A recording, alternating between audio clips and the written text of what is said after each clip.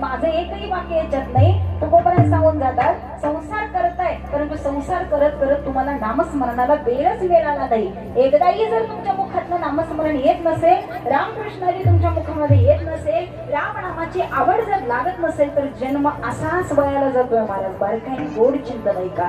आणि गांभीर्याने घेण्याचा विषय आहे. मी म्हणते झालं गेलं सगळं विसरून जा. की आमची दुश्मनी आम्ही विसरतो की चला झालं गेलं, भांडणं झाली, जेलमध्ये गेलो, हे झालं ते झालं, बंद झाला, माग सगळ्यावर पाणी टाकू आणि पुन्हा आम्ही सगळे एकत्र येऊ. बापू इथं आम्ही मनमिलन करतो. मग विचार करा, परमार्थामध्ये आम्हाला पुढे जायचं असेल तर आम्ही झाले गेलेल्यावरती पाणी टाकावं.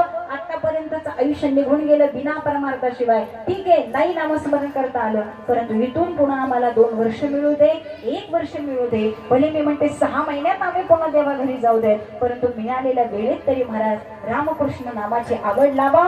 परमार्थाशिवाय आयुष्य घालवू नका. ही तळमळ माझ्या तुकोबरायांची आहे, माझी सुद्धा तीच तळमळ आहे महाराज. का? कारण आता रामनामाशिवाय कलियुगामध्ये सुद्धा आमचा